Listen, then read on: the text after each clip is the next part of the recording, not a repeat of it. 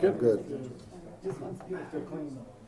So like the real fine sawdust, like a spindle guy bring it up, he gets it in and work.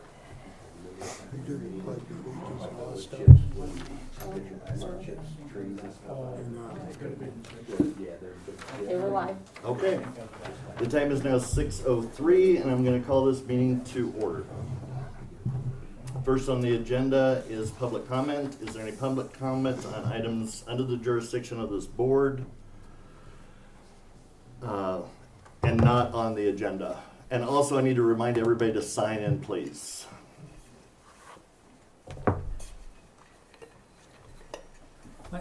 John Hahn, H-A-H-N.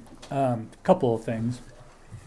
First thing is Mike Larson from Townsend Tire called me earlier, and he was going to come to the meeting, but he got called away on the tire job. But he was wondering if you were interested in taking his tires.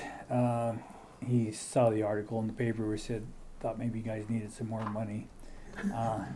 So he said he would pay whatever the going price was, I guess. I figured he does about $5,000 worth of tires a month, and so I just put it out there in case you guys are interested in it. I guess he talked to you, TJ, before, and he didn't think you were maybe interested in it, but I wasn't interested in the time because he offered it to me at a cut rate deal, and I said no. yeah, okay. But he might be more amiable towards it now, so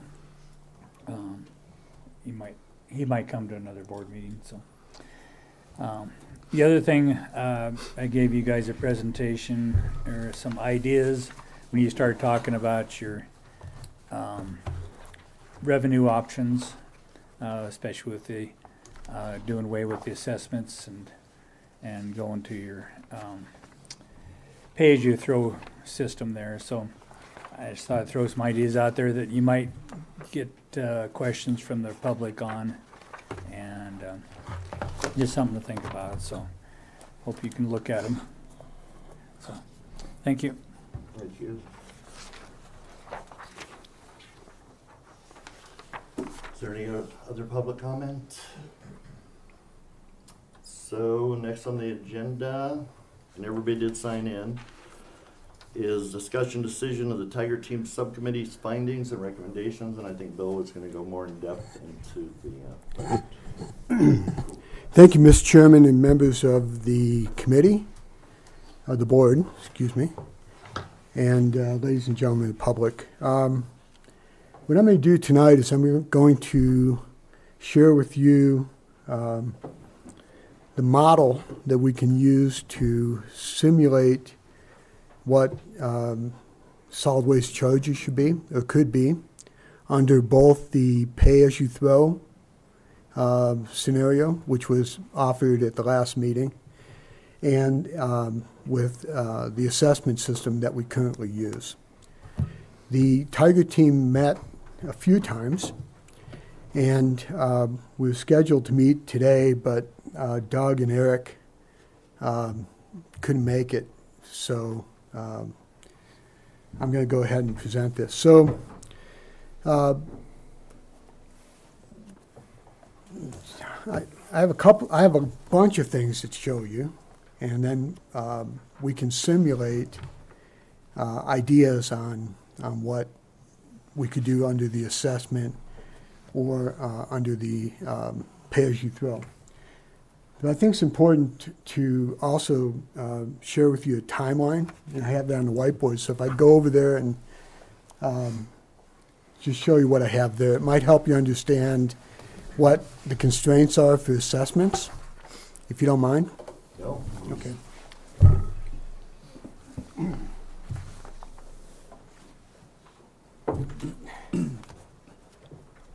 I should mention, I'm Bill Giracchi. I'm the County Administrative Officer. So we are constrained in what we can do with assessments over time. There's certain times when we can actually change them. So I want to show you what that means. Right now, the assessment is $185 per assessment. That's what we charge for solid waste services. So that's what it is today, and that's what it will be until January 25. We can only change the assessment once a year, and that's because the Department of Revenue has to make the change so it can go on the tax bills. So the next time that you can change the assessments will be January of 2025. When you change this assessment, it doesn't really go into effect for our budget purposes until the next fiscal year, which starts on July 1 of 25. So here we are today. We are going to start our fiscal year on July 1, 24, and we are stuck with $185 assessment. So if we stay with an assessment model for funding solid waste, yeah, hold it out. You hold it. You don't mind? Thank you. So we're at 185. We can't change it until January of 25. So, for example, if the budget, I really don't need that, do I? I'm just gonna put it on there so Chance doesn't have to hold it. Okay. Okay, it's important to share this with you, but it's, I wasn't prepared for the logistics of the microphones. Again, we can change the assessment in January 25. Until then, we're locked for $185 for the upcoming fiscal year. When you change this, it goes in effect starting July. Effectively, you start to collect revenues at a higher level on July 1 of 25, which carries you all the way through the end of June in 26. And then if you were to change the assessment again, in other words, we move it from where it is now to some other number, and then you look at your budget and you say, I need more money, you would change it here and it would go into effect in this fiscal year way out here. Okay? You with me on that? So we do have the ability to change the assessment, but it's locked into a schedule where it's really paid in arrears, so to speak. And we've been at 185 forever. Okay? Everybody okay with that? Are we already locked into the 185? We're locked into the January? 185, Okay. and that's what it'll be for the next fiscal year. So when I show you the model, you'll understand why it's at 185 and how that, man, the thing is sensitive, how it affects the revenue budget going forward. So that's one of the options I'm going to show you. And then we can simulate, we'll be able to simulate what the assessment would be in the future years should numbers change. Okay? Everybody with me so far? Okay. I'm done with this. You take that, I'll take this. And I can build you guys a handout that we can put in the record so you don't have to rely on the whiteboard. So if somebody will miss, I don't know if you want to take a picture of that. So we can save it, go from there. Where it has a delta on assessment, that's where you change the assessment January of each year. What happens with assessments is, as you know, the Department of Revenue adjusts its records, and what we have to do is we have to double check that everybody has the proper number of assessments. Then that information has to go to the treasurer, and the first bills for taxes, which is in the tax bill, would be in November. So the January 25 assessment, if we change it, would be in the November tax bills in that next fiscal year. It's interesting how it works. Okay? Questions? All right. That's just a matter of background. Okay, so what I'm going to show you tonight, is the spreadsheet I built for modeling solid waste expenses and revenues. As a budget director, my philosophy is always to drive the budget by expenses. In other words, you don't have this big pot of money, you just spend all of it. You figure out what your expenses are, you set your revenues to meet your expenses. And so what you're looking at on this page, and I'm going to just close it down so you can see a perspective on it. On the far right-hand side, I have the budget and actual numbers for fiscal years 20, fiscal year 20 all the way through fiscal year 23, 24. I don't have, we're in the current fiscal year, 23, 24. I don't have actual numbers for 23, 24 yet, because we haven't closed out the year, but what this chart shows is actual against actual budgeted revenues and budget expenses and actual expenses. These little tick lines are called spark lines, and these spark lines show you the pattern of the expenses. And you can see that, I'll just blow this up a little bit. You can see that that you have some of these expenses just go up over time. Salary and wages is a good example of that. If you go down here to operations, utility services are up and down. There's not a clear pattern always on these expenses. So here in operations, you can see some of the operating costs go down, some go up. But as I asked the staff to develop their budget going forward, I want them to look at what the performance has been over time. Okay, everybody with me so far? All right, on the left-hand side, under this bright blue line, this is the current fiscal year budget, the actuals as of the third quarter, then a forecast, then I forecast what those actuals would be should they stay in the same pattern through the rest of the year. And then this last column shows what the actuals are to budget as a percentage. The dark green means that you're within 5% of your budget target, your budget. So if your actuals are right up there against the budget, that's really good because that shows accuracy. Now, personnel expense lines are always going to be pretty accurate because, they're easy to predict. If it's light green, what that means is it's less than, it's still positive in that you haven't exceeded your budget, but it's not in that 5% range. Where you see the pink boxes, sometimes you'll see a line like, this is workers' comp, it's 277% of what was budgeted. So we missed the budget on that one. On some of these, you'll see unbudgeted, meaning that we didn't budget at all for that, and it gives you that default unbudgeted line. Now, when I finalize this spreadsheet for this department, for solid waste department, a lot of the expense lines are going to come out of the model because we haven't had expenses in that expense line for years. So it doesn't make any sense to perpetuate them. I haven't done that yet. So like down here, you see professional services, repair and maintenance services. These lines here, they're unbudgeted. They haven't had expenses since 2019 or 2020 or 21. So those will be coming out. Okay, the next thing I want to show you is this top section is solid waste administration. That's the in-office cost, the managers and the managerial expenses. That's segregated from this next section, which is solid waste operations. And it's the same routine. You're looking at operating costs, and you see most of them are green. They're looking pretty good. And in both of these columns, in the light orange, and then in this next section, operations, where you see this colored column in looks like column Y,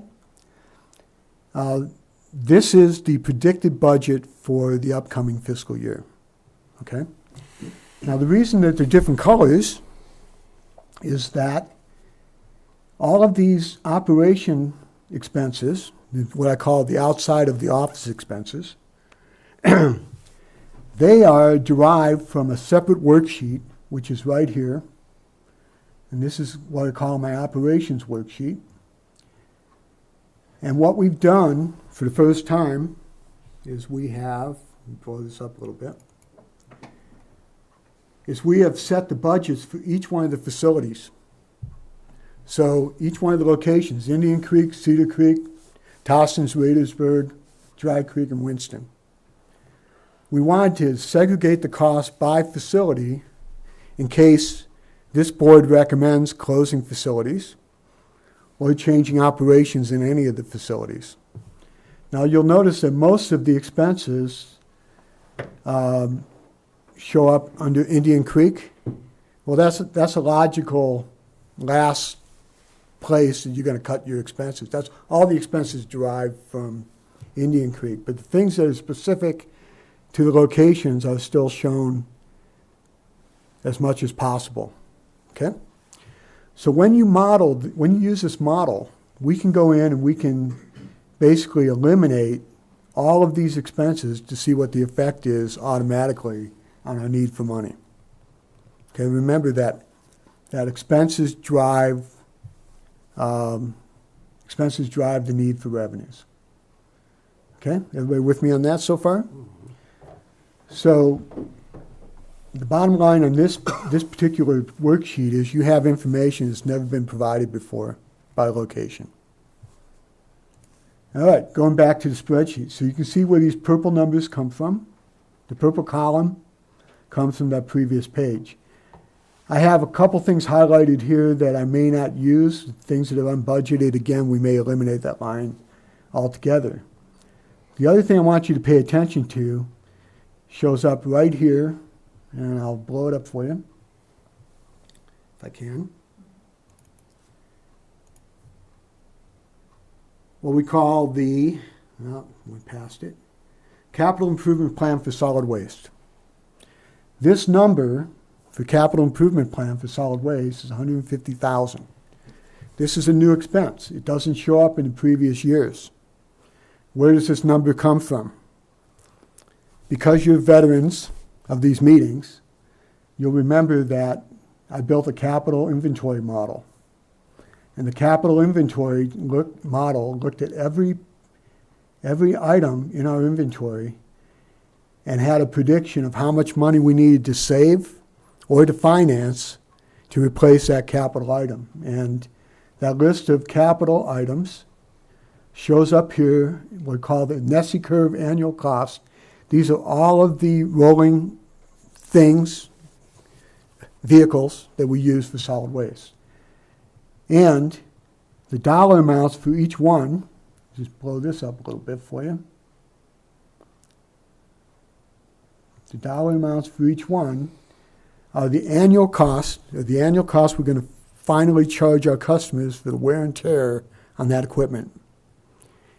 If we buy a new piece of equipment, guess what? That first year we use it was charging not only to finance it, financing costs or the leasing cost, and this has the option to do leasing or financing.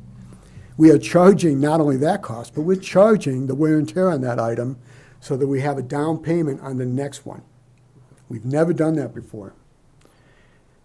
This first year, which would be next fiscal year, is $150,000, and that's the cheapest it ever is. If you remember from my previous presentations, this is the graphical representation. Each one of those colors represents a vehicle, and the addition of all of those vehicle costs show you how much you have to set aside in the rates for maintaining that equipment. Now, this number right here, 150, 292, that's pulled right here. And it can change based on what kind of operating equipment we need. So if you change your operating facilities, you change the way we do our operations, it could have an effect on the vehicles that we need, on the equipment we need. And so that number could go down. But we are including something, and again, this $150,000 or so is the worst case scenario on expense. Are you with me on that? Operating the way it is right now. Operating the way it is right now. So everything you've seen in the model so far is operating the way we are now, with the number of locations and all the expenses attributed to those locations and to solid waste operations as a whole. Any questions, gentlemen? Okay, so let me show you then. When you get done adding this all up, The expenses for solid waste are $933,888. It's a lot different than what we collect, but that's the true cost actual cost of running the facilities, running the operation with the number of customers, with the number of tons that we process, with all the equipment, everything staying the same. The beauty of this model is as we change anything, we can see immediately what the effect is. And I'll show you how that happens. The way we do that is we go to the revenue side of the equation. The revenue side of the equation looks like this. I'm going to zoom out so you can see it. Try to. Okay. Under the dark blue, these are the actual revenues we've received in each of the past fiscal years by type. Penalties and interest, disposal charges. Disposal charges are in the light blue. Disposal charges, container rental, miscellaneous revenues. These are many of the charges that you guys approved by the resolution that we talked about before. The bright blue is the amount of money we received from assessments. I'll come back to that in a second. What is the number on that? I'm sorry? I can't make out the number. I know. Oh, you're going to change it? I'll come back in a second. I'll describe it to you and then I'll show you. The purple, or the violet, this is pay-as-you-throw revenue. If we decide to use pay-as-you-throw as a method, even in this upcoming year, for financing the system, okay? The dark green, I might as well blow this up so you can see the numbers. Okay, so right now at $185 per assessment, we are bringing in $586,000. It's a lot less than $933 you need. So what this budget does is it anticipates, because as a budget director, I do not want to build another deficit budget. We're going to go into this budget year, at least, with a balanced budget or with a small surplus. The way I'm going to do that is I'm going to propose that we collect all of the $251,000 that people haven't paid in their assessments. Those are all the assessments that are unpaid over the last 2 years. Now, you may think I'm crazy because that's 100%, but I'm producing this as a budget, not as actual, right? And so the goal is always to meet your revenues. And programmatically, how we would promote the payment of those unpaid assessments, how we'd promote that, any arrangements we might make for the payments, any of that, that has not been determined yet. What this committee did recommend to the commissioners is that you do a 2-year equitable assessment recovery program, and that's what that 251 is. So you're gonna split that up amongst the people that didn't pay an assessment. That's correct. This is And actually, they're gonna pay that on top of the current assessments. that's correct. So they would, let's say somebody didn't pay one assessment or 2 assessments. It'd be 185. 2 of them would be 370, right? Something like that. 380. I'm going off the top of my head. And this is 1 year, not 2. Is this 2 It's years? 2 years. This is 2 years of assessments. So it'd be 185 times 2 plus the 185 they're going to pay this year. The collection of the assessments, that program hasn't been determined yet, but we guess, we expect it's going to be separate from the taxation, from the tax bill assessment receipts. In other words, the department, Public Works Department, would make the arrangements individually for payment.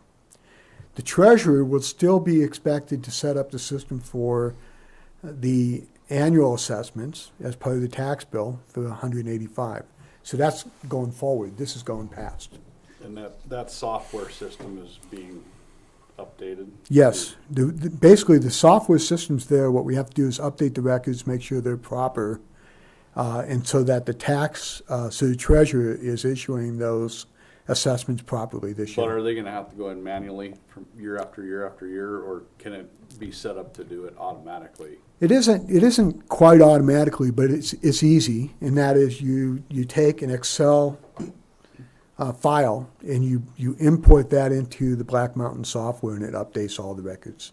So it's like a column of, I don't know how, 4,000 or 3,600 lines. You import that right into the software, and it adds to the tax bills, and you go forward. Now, as an aside, in order to do that properly, we have to make sure that all the records are correct, that the proper assessments are for each property owner, that's all updated and move forward. And how many different customers are affected by this What that didn't get assessed? Misty knows that number. I thought it was in the neighborhood of 4 to 60, wasn't it? It was actually 679 each year when you look at businesses that went from their current assessment to one, or residential. The total number of assessments we lost each year was 679. How much more of a workload would that be on the people at the courthouse having to make this happen? And right now, we haven't calculated into this budget if we need additional administrative help for that. We don't know yet, but it could be added. There is room in this budget for that, and I'll show you that in a second, if you're ready. Has there been any review of the current assessments and if they're applicable, if they make sense? Are we charging enough assessments?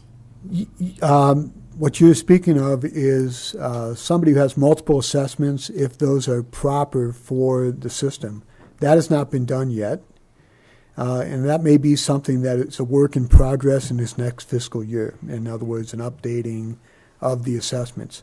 The residential assessments should be pretty standard, 1-to-1, but we may even invite customers who have multiple assessments to ask for a review of their assessment to see if they're proper. Some could go up or down. We've been looking at how other communities apportion assessments based on type of business, for example. So a motel might have a number of assessments. Well, the calculus for how many assessments per rooms occupied, we may change that. How many assessments we have for number of students in school, we may change that. We may change other assessments according to the business type. But I think that would be a work in progress as we go through the year. What that means is that the total number of assessments, which is 3168, is the number of assessments we have now. So there could be a marginal change in the number of assessments we have. Okay? So to continue on this side, and then we can have some fun, because I love this stuff, even if you don't. Okay, show you the rest of this worksheet. So you can see that we're pulling in the Equitable Assessment Recovery Program revenues if the commissioners agree to do it. You've recommended it. They haven't taken action yet. If this number isn't in here, I can simulate what the difference is going to be, and you can see what that means. But I'm building this model based on that revenue being received.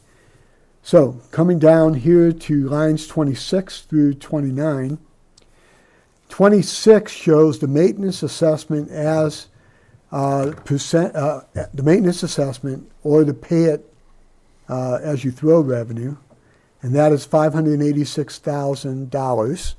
It is 60.53% of the total dollars you bring in, and we are pulling in $382,000, which most of that is the Equitable Assessment Recovery Program, the ERP. Without the ERP coming in, we usually bring in another revenue about $131,000. Okay, so just keep that in mind. The FY25 budget benefits from having the recovery, the 26 won't. Okay, so what it does then is it looks at your total revenues, 968. It looks at the expenses that have been carried over from the other page, which could change based on whatever decisions we want to make. And we end up with a $34,000 surplus. That is the money that we could use for administrative purposes if we need to, or it could absorb some, a very small amount, of the unpaid assessments that would still continue to show as accounts receivables. So you can see in the past years, because we didn't collect revenues, all the assessments, we were $85,000 short last year. The year before that, about $19,000. Then we had 2 years when we were collecting the assessments before the snafu. Revenues were in excess of expenses. And we had deficit year in 2020 fiscal year. So it's been up and down. This model shows everything and allows decisions to be made. So let me take you to the last part. The last part of the model is, how do I get there?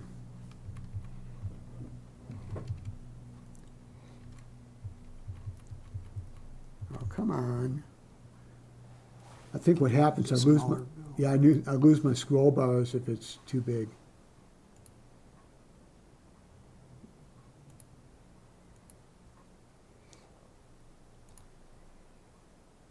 Okay, this last section.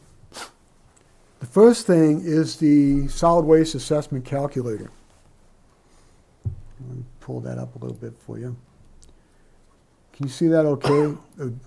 Barely? The solid waste assessment calculator is what's giving me this $586,000 right here.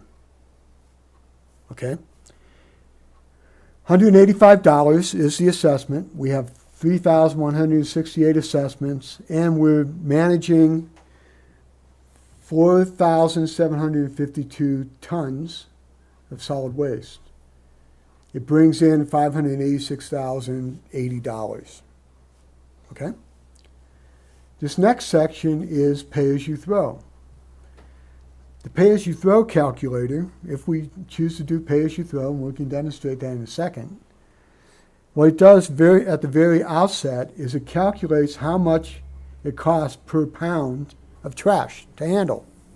Knowing that as a pay-as-you-throw customer, you get charged for 20 pounds, it's going to be 20 times that 9.8 cents. There's something close to that.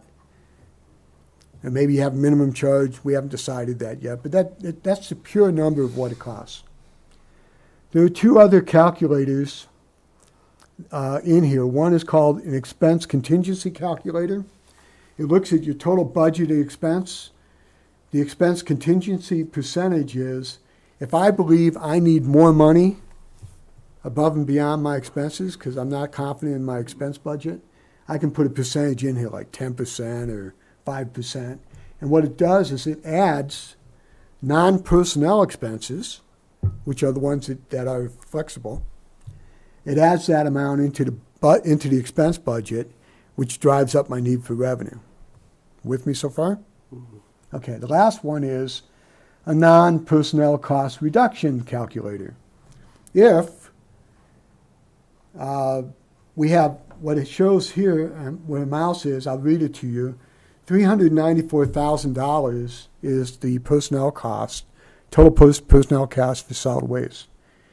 If we wanted to have a reduction in personnel costs, let's say 10% across the board, it would eliminate that 10% expense. Layoffs, wage cuts, because we're tight on the budget. And so there are different adjustments you can make to the budget. And I use these for every one of my department budgets. Nobody likes them. but they're there if we need them. Okay, any questions so far? If we take out, if I were to take out the equitable assessment recovery program revenues, zero that out, it's going to show a $216,000 deficit here. To adjust for that deficit, I'm probably going to add, I can't change assessments, right? Because it's not time yet in this fiscal year. So then maybe what I'm doing is a pay as you throw revenue increase.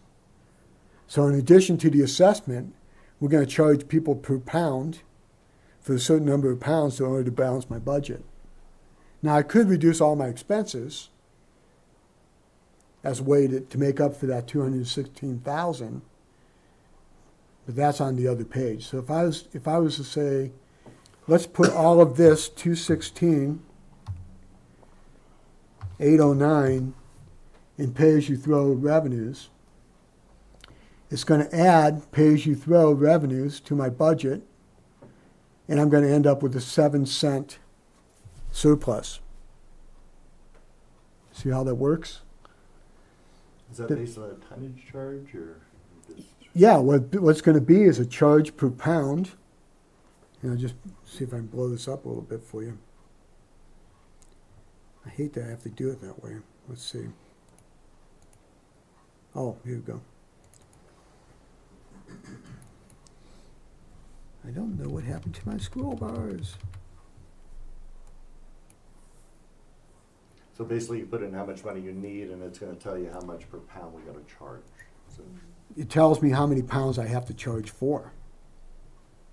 And I apologize, I can't get these scroll bars to work the way I want. But let me go back, change the size. So basically what I have to do is, I'm just gonna read this to you.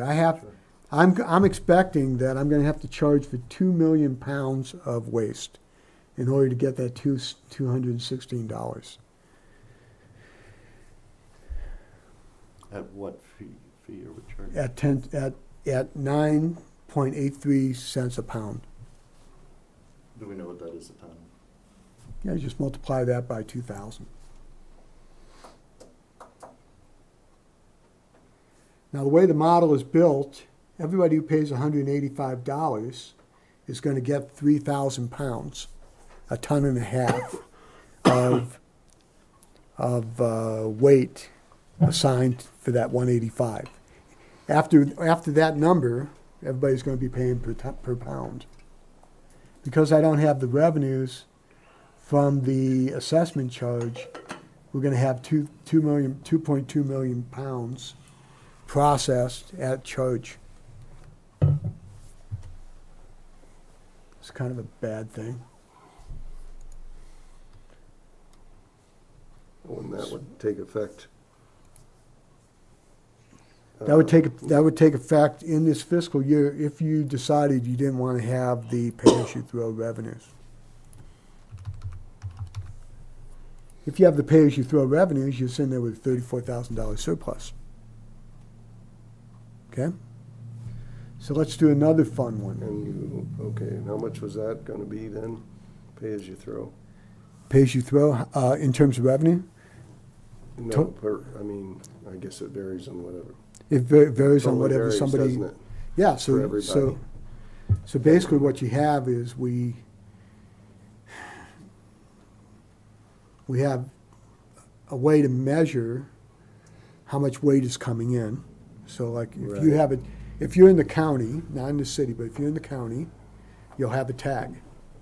You take waste up to the center, to a place where it can be estimated, and what we're thinking we're going to do is you'll start with 3,000 pounds, and every time you bring waste, it's going to deduct. Okay, so, And then after a certain point, we're going to be charging you. That's leaving the assessment in there, Yes, and then after the 3,000 pounds, you pay per pound. right. Now, what we might have to do is we might have to reduce the number of pounds you get for free Oh, from yeah. 3,000 to 2,000, and then after 2,000, you pay as you throw. Okay, under that scenario, what would the average be for a person if it just all things being equal? What would the average cost be for each person, pay as you throw, under that scenario? Nobody's equal, so you wouldn't. The average, well, the average would be 185. Yeah, starting out as an assessment. Okay, But- that's what I'm talking about. Each assessment, Your average assessment, assessment, still 185. your assessment has to stay 185 for right now, because we're kind of locked into that Okay, until we get to January of '25. right. That stuff, I believe, has to be into DOR by September, I believe. No, January. No, it has, Oh, the assessment. It's in December 31st, January 1st is when it goes to DOR to take an effect. I thought we had to have it to DOR by December- September. No, it's December 31st. Because that takes effect then for the following November 25 tax bills. Okay. What you're thinking, we do our work. We have to have our work done in September to, yeah. I guess I'm not real clear on how the overlap is from switching over to the So you're pay as you always- throw. You're always paying in the rears. So you're paying for last time. Last year, basically is what we're saying. I see. So to get our assessment to go forward, come, like Daryl said, September, we have to have our ducks in a row. It has to be the Department of Revenue if we're gonna change the assessment or if we are gonna stay with an assessment. If we're not gonna stay with assessment, are we gonna go to a pay-as-you-go? The assessment would be gone, that revenue would be gone. The garbage that goes to Chance is about 9.5 million pounds, which is your 4763 tons. So we have a lot of revenue that we have to capture. So we immediately start capturing that as soon as that switch went Yep. over. Would that be November or December? When does that happen? The switch, Yeah, we wouldn't get that till January till 1st. January, okay. Which in turn would be Last July, year. right? Yes. Yeah. Yep.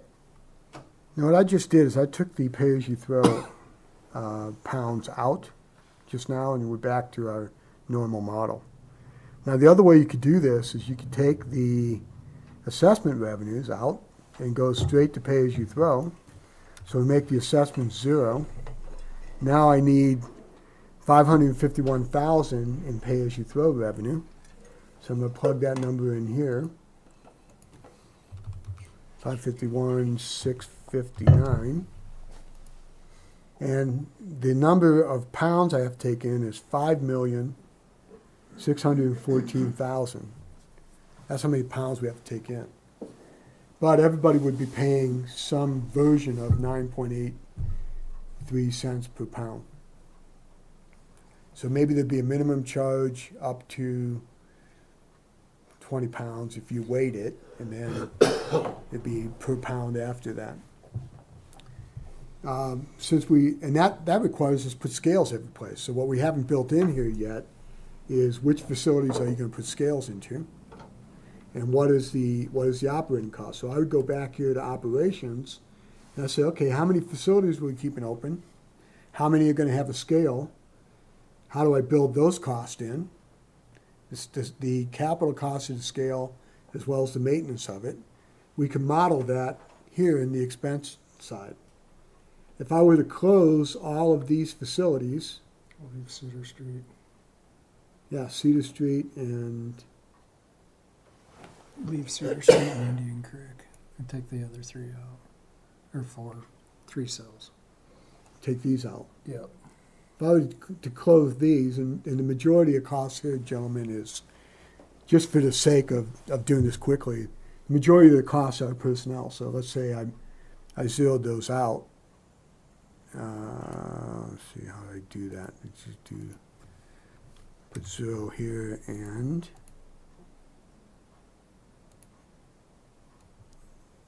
That's Cedar Street. You want Cedar Street left. oh, I know. Okay, sorry. But back that all out.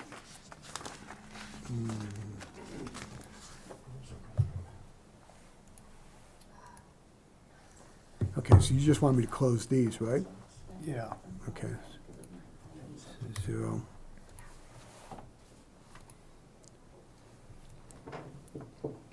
This basically how you model all this stuff. If I take those costs out, my expenses are going to drop. My expenses drop to $833, and I have a $100,000 surplus, which means that the cost per pound is now 8 cents, 8.7 cents. Okay? So it'll make adjustments on the fly for changes in expenses. So where it was 9.83 before, now it's 8.77 per pound. And then you can just multiply that by 2,000 pounds, you get your tonnage, and go from there. So we can model this any way you want to do it. You don't save that much per pound by changing those 3 facilities, and you change the convenience. So what the Tiger team was looking at in keeping everything in the model and giving you a cost estimate, what they were looking at was, until we hear from the public, do we really want to change what the convenience is? And just, I've been questioning people, and the Winston and Raidersburg people are ready to burn the town down. Yeah, we don't want that to Well, if they're happen. burning Winston and Raidersburg, it won't take long. Yes, yes. It'd be easy cleanup. Easy cleanup. So basically what you're doing is we're cutting our costs, I think but all those customers are adding their costs. It's costing them because now they gotta haul all their garbage. 87,000. But they're raising the tonnage. Right, if I took price. Cedar Street out too. Right, but can you imagine hauling all your crap from Raidersburg to Townsend? I mean, that's costing them quite a bit on the annual, if you look at it for the year. That's what I was looking for. So you can see we can model all kinds of behavior with this thing. And, you decide if you're going to keep convenience in and take convenience out. You can decide if you want to do pay-as-you-throw or not.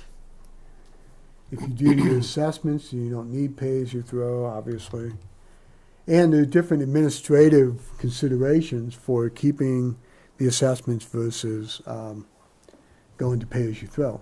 What I can tell you all is that the equity of solid waste cost is different for people in the city than it is for people outside the city who have a $185 assessment. And the reason for that is that the $185 assessment gets you 3,000 pounds and then whatever you pay above that per pound, right? So somebody who has a lot of pounds is going to hit their 3,000 fast, and then they're going to be paying per pound. They're going to be paying more than somebody who's always only contributing 1,500 pounds to dump. In the city, they pay the same. They pay the same because the city picks up all the canisters, and they don't distinguish between one canister to one residence or business, Yep. etc. Right? So I got a question. What about, let's say a construction worker, he gets to his 3,000 pounds. Do they have a running total of what he's already paid if he gets 3,000 free, or is he anything beyond that? He's just paying full price? Yeah, that's the plan. The plan would be to administer this going forward in the future as equitably as we can do it. Is they would be weighed every time, or it'd be They're an gonna keep track of him. or it'd be an estimate of what it is. So I've Let's talked say to, he takes 3,000 pounds then 10 times a year. yeah. Then once they hit the assessment, whatever the number of assessments they have, let's say they have 3 assessments. We calculated 3, but then they have another 7 loads at 3,000, right? Mm-hmm. Well, they've paid the 185 times 3. Now we're going to charge them per pound for every one of those loads that comes in, and that's equitable. Okay. Now, for the city to create better equity in their system, what we would suggest is that all of the customers of one type be collected on one day. So that anything that goes across the scale, it's all residents or all business class 1 or all business class 2. And then we would have their weight divided by as many assessments as you have. And then once you hit that dollar amount that they pay, the $185 worth, after that, any additional pound would be spread to all those customers in that class. That makes sense. We haven't talked to the city about that, but we think that is a good suggestion if they want to keep their operations relatively the same. And I think, don't they pick up south side, north side, separate days? South side, north side businesses on Wednesday, I believe. 2 loads on Monday, 2 loads on Tuesday, and 1 load on Friday. I'm not sure where they come from. They're roughly, the city brings up roughly 25 ton a week. Yeah, Monday, Tuesday, Wednesday? No, Monday and Tuesday, and then Friday. Oh, okay. So after the, you get your shortfall, the 200,000, whatever it was, and that's made up. Yeah, so let me show you what that How's looks that like. move forward? Okay, so let me show you what that looks like. So let's say we keep the assessments the way, we have the assessments going into next year. And you guys are thinking, what should the assessments be next year? So what I'm going to do is I'm going to take this down to 0. I won't have that in my budget next year. That creates a shortfall of 167,000. I'm just reading this out to you so we can get to the calculator. Then what I'm going to do is I'm going to add money back through the assessment in order to make up that $167,000 shortfall.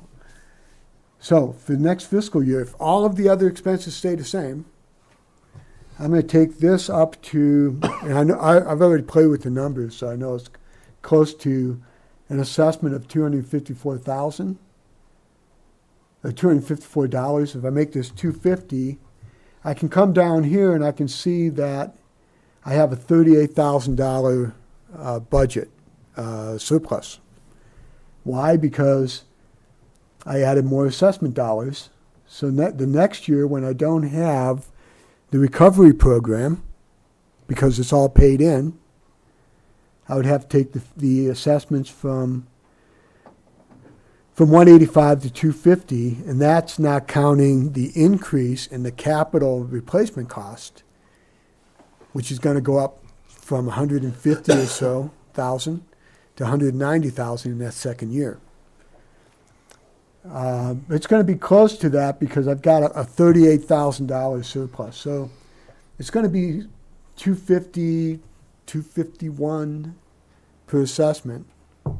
And we know that the cost per pound is going to be 9.3 cents per pound if the volume doesn't change based on the number of assessments I have. In other words, I have to pick up, I'm processing at least 4,752 tons. Could be more, it could be less, but I'm locking in at that higher assessment because I don't have those revenues.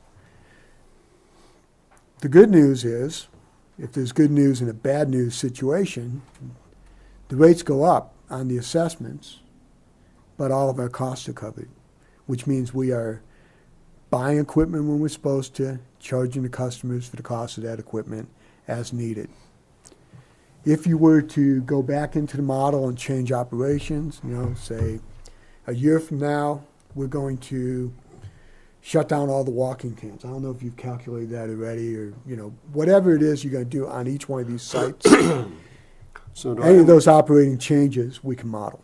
do I understand then that whether we keep the assessments under this scenario or do the pay-as-you-throw, it's roughly the same?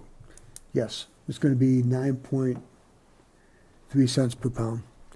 Now, what I don't know, and I had this calculator built in an early version, I built in what I call an elasticity factor. and that is that elasticity of demand is an economic concept. You guys might be familiar with it. If you're not, I don't mean to insult you, but all it means is that when you raise the price of something, what will people do? If you raise the price and people do buy less of it, in this case, less service because you raise the price per pound, you raise their costs and they just say, well, I'm just not going to put trash out there anymore. That's a very elastic situation. And in elastic situations, when you raise the price and the behavior stays the same. So if people decide to use their trash for insulation in their homes or find somebody else's trash can to throw it into, or, everybody in the county comes to the city at night and throws all their trash into city cans, that's a way for them to externalize their expenses. And, we just don't know how to predict that. Well, and under an assessment, they can't say, well, I'm not taking more garbage down there because they're already assessed that fee. Right. So Yeah, so we don't know what the behavioral changes are. I had that elasticity factor at the beginning, but what the elasticity factor does is raise the cost per pound. And so what I'm giving you is a neutral, I'm giving you a non-elastic, I'm giving you an inelastic cost because I just don't know what behavior is. mm-hmm. But if you remember, in one of the meetings, I think it might have been the last meeting, my suggestion is that whatever you decide to do on the charges, that the Solid Waste Advisory Board would meet at least quarterly to look at what the numbers are, both in terms of the weight and the pricing and all the cost factors. And then if you did pay as you throw, you could easily adjust the rate throughout the year. Yeah. If you do the assessment, you just keep that information in mind for the next time you're eligible to change the assessment. And then you make a recommendation to the commissioners at that point. So right now you're saying that the just straight assessment, no pay as you go, bumped up to $250.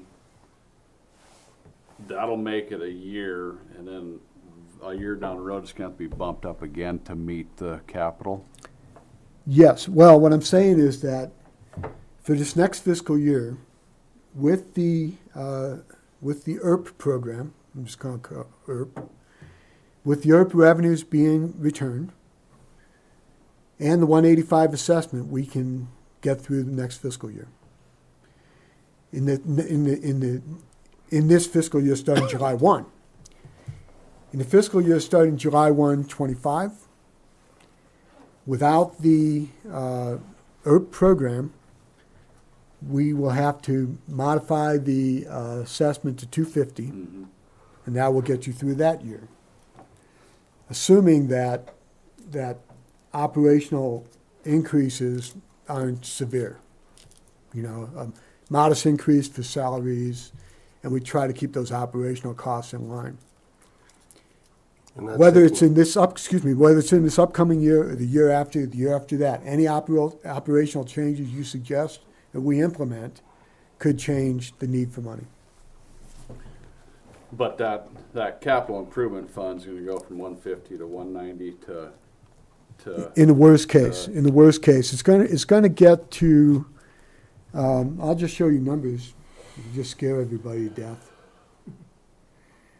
150, 196, 204, and it stays at 204 for 3 years at least, and then it bumps. Now out here in year 7, I'm looking at 294. Are there things we're going to do with equipment in 7 years that may change this? Yes. This is based on also on a 7% cost of money.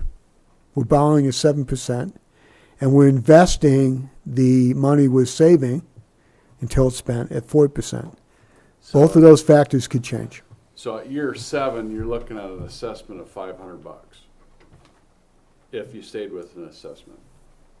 No, I don't think it'd be 500. I think it'd be less than that. 294 plus the expenses of operation. I mean, you're looking at $1.3 million? 150,000 is 15%, about somewhere around 13 or 15% of your current budget. So 294 doubles that to 26%. You know, it's going to increase. It's going to increase it, no question. It's going to go from 250 in that second year, maybe. I don't want to say it's going to be 500, okay? Right. But I can see where you're going. It's going to be more, Yeah. okay? At the same time, if you end up with, and the reason these are going up is because there's a predicted useful life for every piece of equipment. If it turns out that the staff can make something last longer than the estimated replacement period, if they may last longer, then the price, then it doesn't kick up as fast. Or if you lease it rather than buy it, that changes the numbers. We Yeah. haven't done any of that. What's your built-in inflation factor on this? Inflation factor is 5%, sir. 5%. And that was what the staff told me to recognize. So not every piece of equipment goes up 5% a year, but there's a global number for the whole shebang. And then we can modify any of those parameters for any single piece of equipment, which gives us a way to model what that bottom line total dollar is going to be. And if we have more time, we could spend an evening just playing with those numbers, see how it looks. The cool thing is that whatever you modify, you can then see in the rate what it's going to be. Yeah. And you can recommend whatever you need. Now, if you change the operations, we may not need all that equipment. And so that's your trade-off, gentlemen, between convenience, because you're operating all these places with all this equipment, et cetera.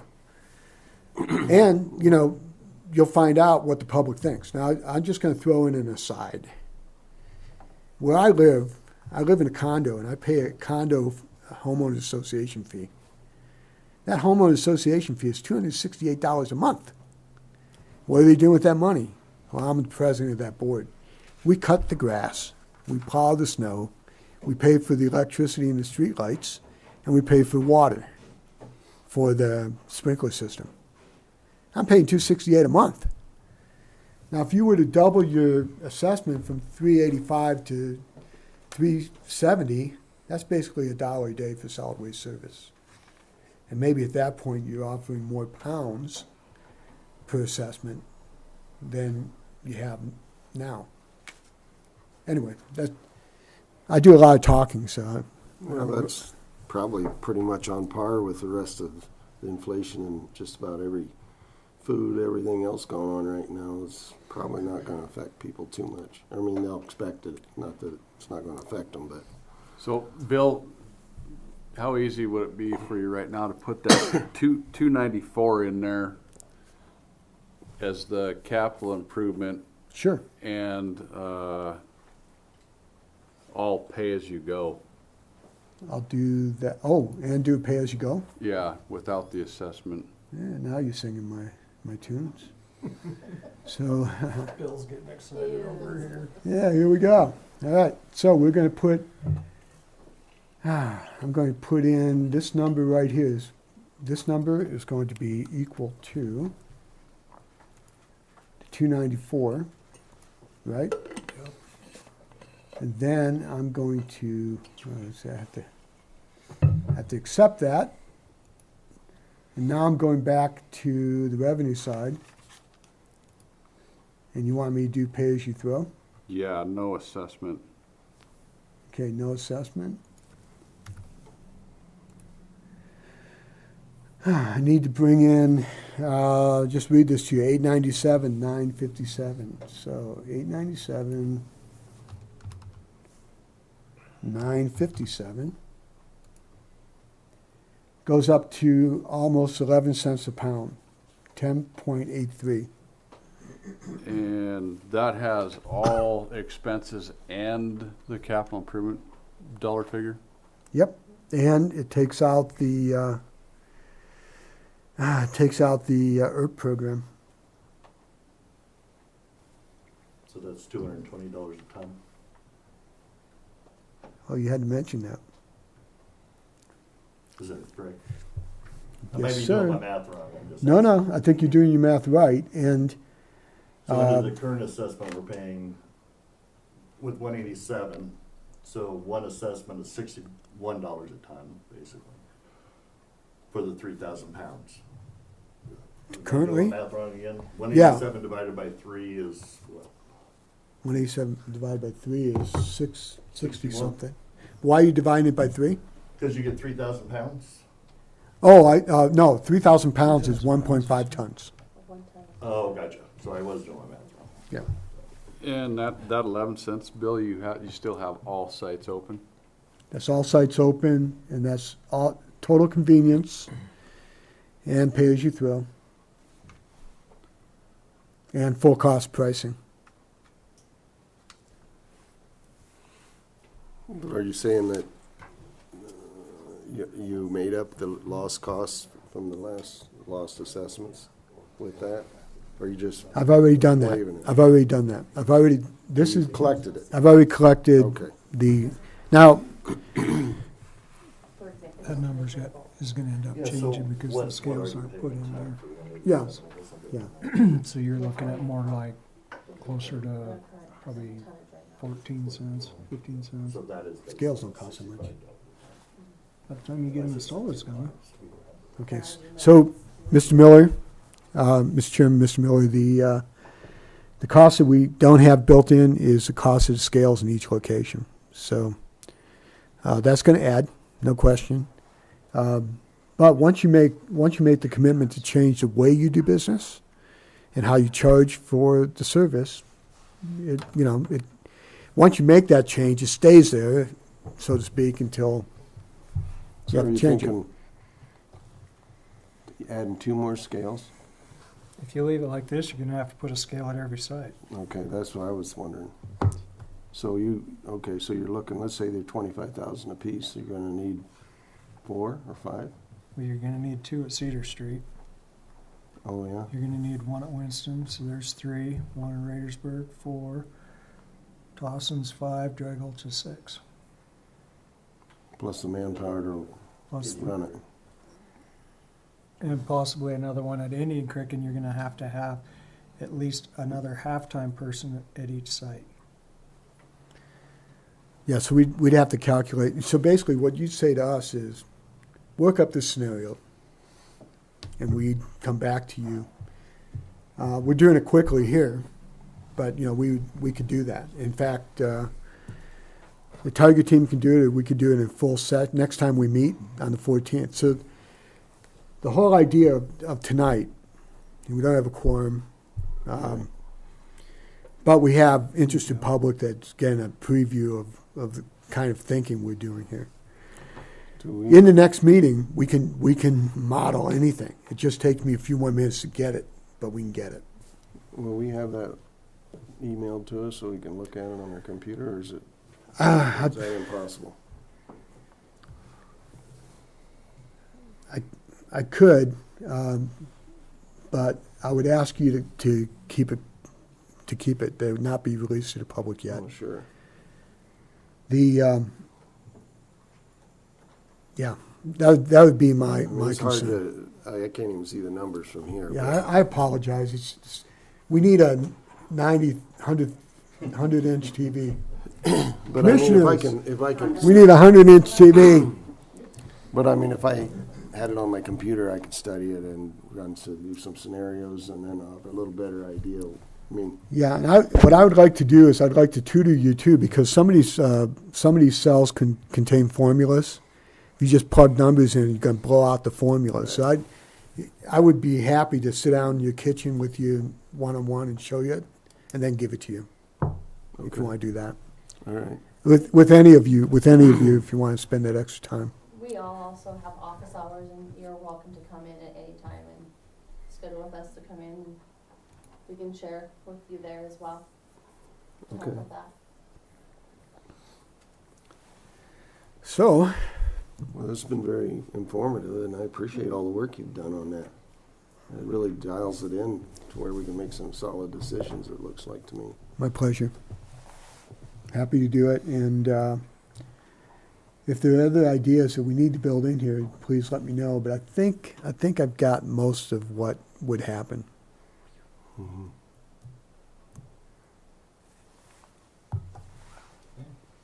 Any other questions? Any public comments? The one thing that I could do, gentlemen, is I could get a printout of each of these screens just so you can kind of see it, and send that to you tomorrow. I'll do that, and then we can make arrangements for you to go into the model a little bit more detail. Okay. Yeah, that'd be good.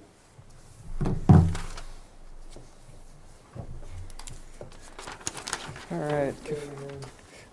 Chance Sparrow, Chance.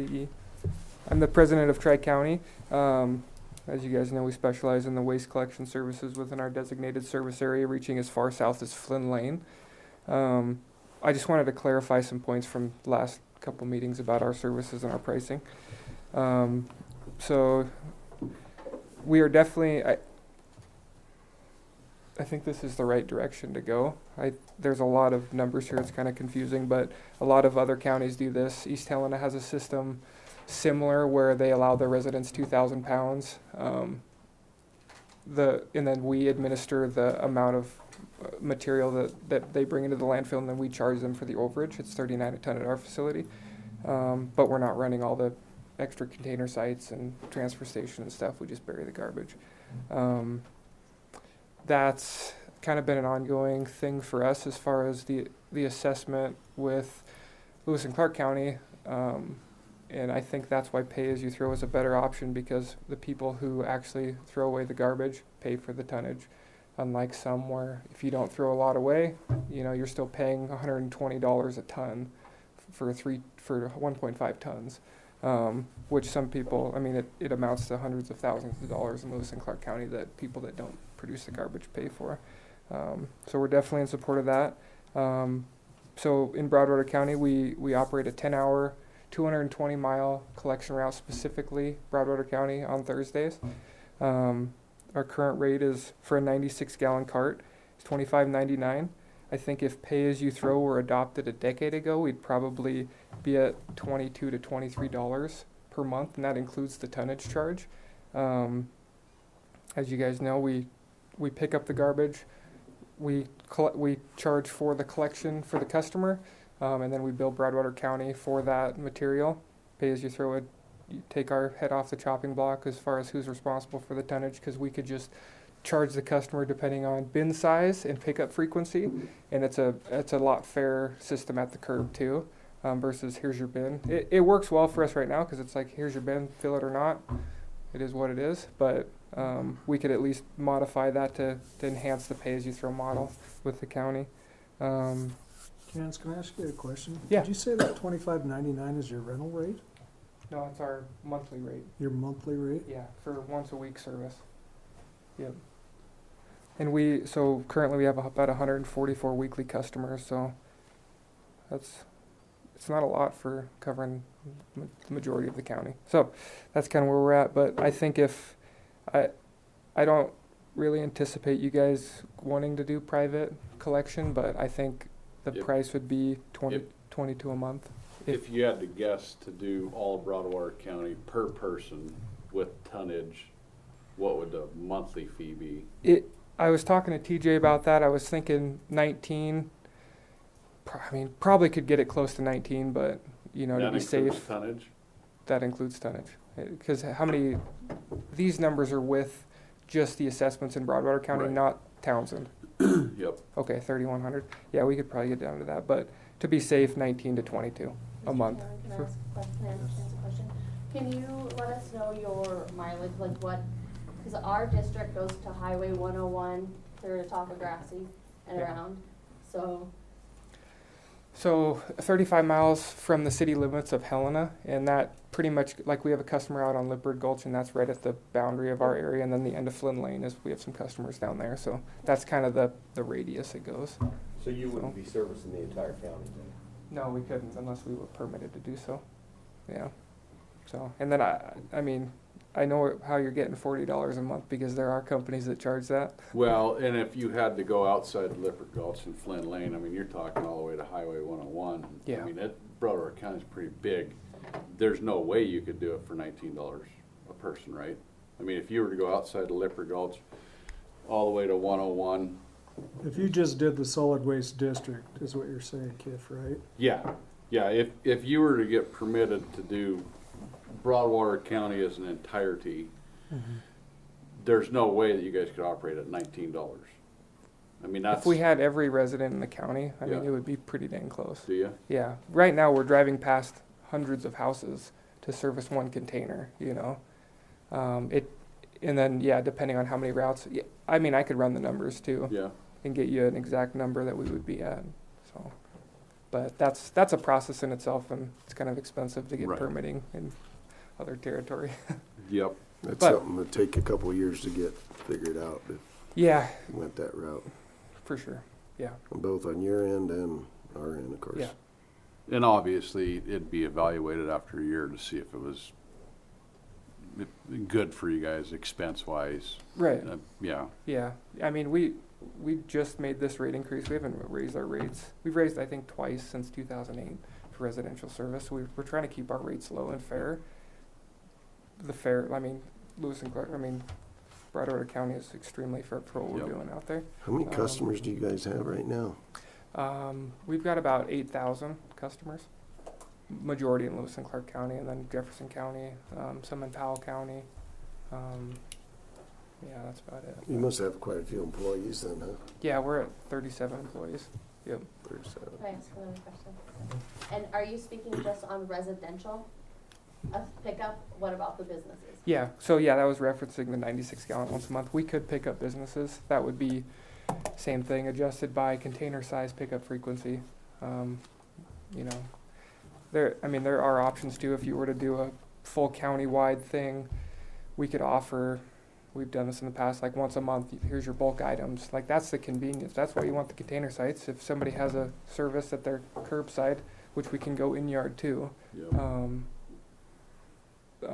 they need those big items disposed of, and so we do that too. I mean, out here I think it's $50 for us to come and grab a couple like a fridge and a couch or something, just 'cause that's what we want to do for people too. So How hard would it be to put together something as just a budgetary thing, just in case? yeah, not very. I can get that to you next That'd meeting be if you really want. nice to know, just see if it's better than what we're doing right now. Yeah.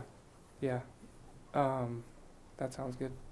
We've worked with Broadwater County. We're trying to do it with East Helena too, because we know we can save some money here and there, but you guys definitely still need the oversight on it. But yeah, like I said, we're at our landfill, we're pay as you throw. I think it's a great option. I think that's what Lewis and Clark County needs to do, because there are so many people getting over-assessed. You know, let's make it fair and charge people what they're actually throwing out. That's what we've been preaching for, my dad for 28 years. So And what was your tonnage fee for pay-as-you-throw? we're at $39 at our landfill. Yeah. So, and that's open too. Like, if your residents need to come to our facility, they can go up there and pay as you throw. So Yeah, all that'd right. be, just be good to know what the other Yeah. option might be, Yeah, for sure. you know. All right, I'm here for questions too if you guys need anything. Thank you. Thank you.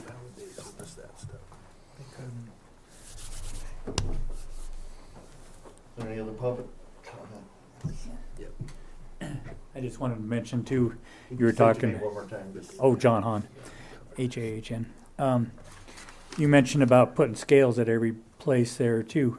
Would be the possibility, if you go that route, that the person that is there who runs, the attendant, could estimate those loads.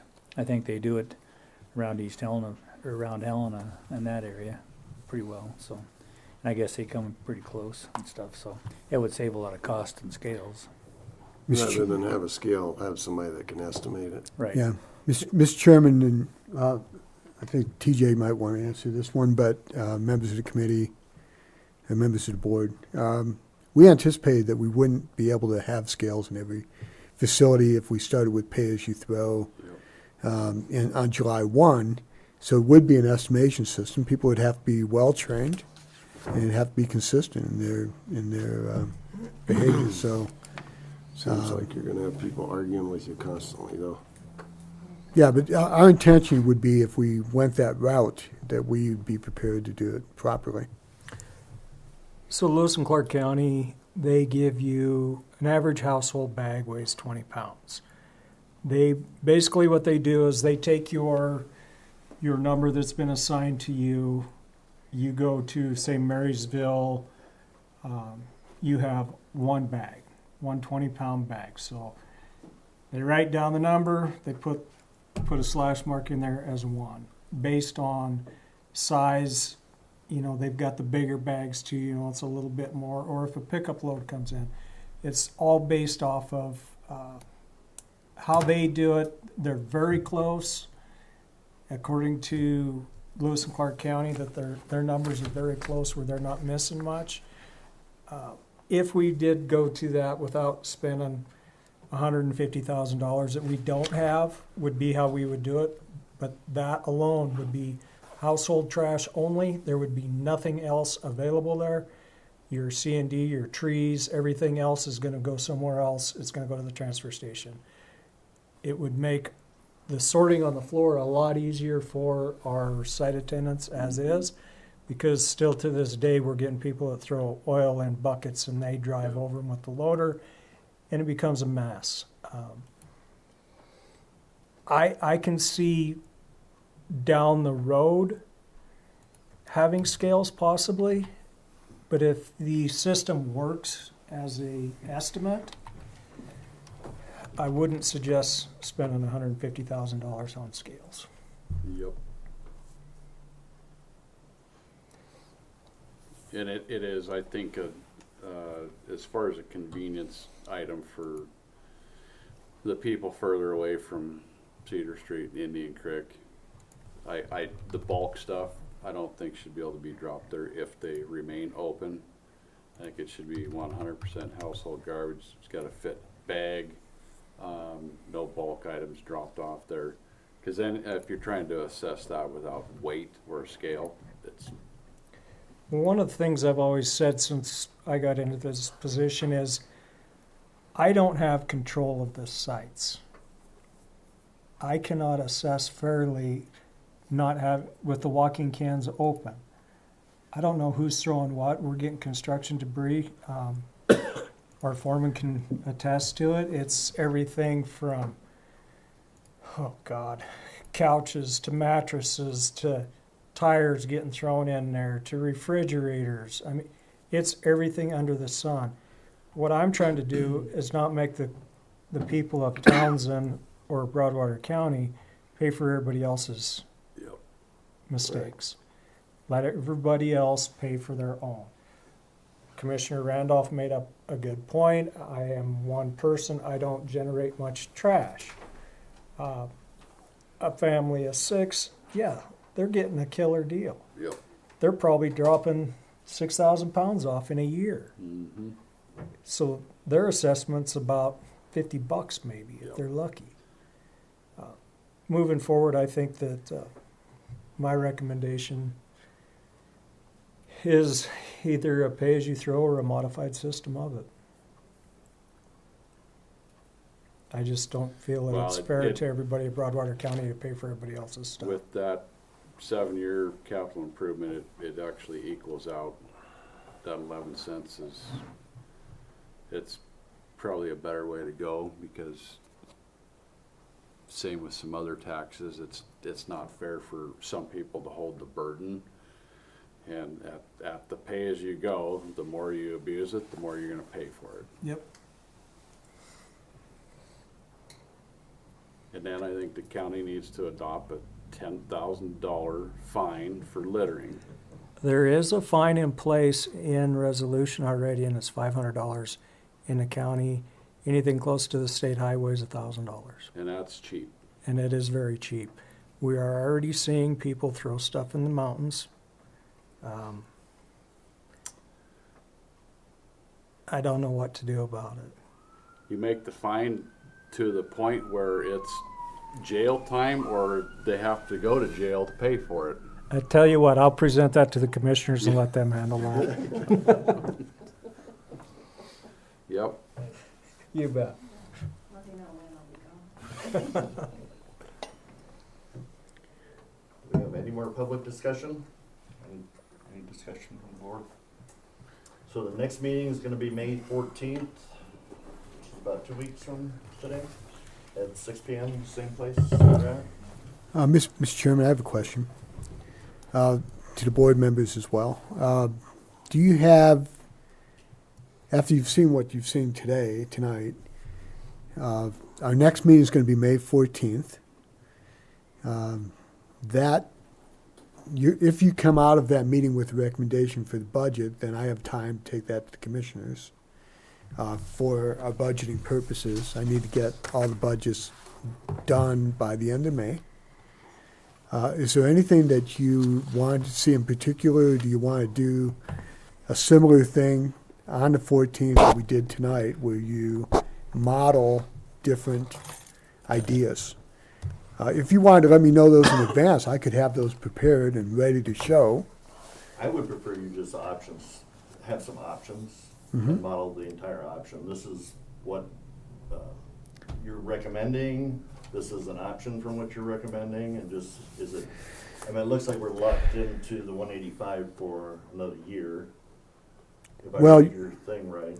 Well, you are, but if you begin pay-as-you-throw at any time in the next fiscal year, starting July 1, those assessments will still be received as well. We're going to be billing assessments for the previous year. So That the happens model's gonna be November. Assessments plus a pay-as-you-go. It could be assessments plus pay-as-you-throw beginning on some date. We talked last time about October 1 starting date. Maybe Yep. it's more reasonable, say, January 1st. And then you have the past due assessments that we're going to recover. What I would suggest, I mean, I can show that model. Anything that's surplus has got to go to capital expenses. So we know where to spend that, so. And legitimately, this can't run through 2025. It's gotta be, the commissioners have to have it by September, October, because it's in the rears. So Right. to get it approved for the year we're gonna be under, it has to go in by September 30th, October 1st. For the assessment, right? Yeah, well. Oh, the either as an assessment or recommendation? As a pay-as-you-go. The pay-as-you-throw could be established sooner. Yeah, yep. Okay, I think what we'll do then is work with the Tiger team on some ideas for prefabricated scenarios, and then we'll leave it open at your next meeting for anything else you can think of, or anything that the public can think about as well, I guess. Well, and that, I think public should probably be here more often, but obviously they don't want to say in it. If you decide to recommend having a change in your assessment, you have to have a minimum of 2 public hearings. Yep. Yeah, that's part of the reason why you need it by September, because it's got to go through all the, At least 2, correct? And I'm sure that, as I remember from a few years ago, I'm sure they're going to be nice and calm. really like happy. And unicorns and puppies, so. I thought unicorns didn't exist. Okay, that's all I have, Mr. Chairman. Thank you Okay. very much. If there's nothing else, meeting's adjourned. I don't have my gavel.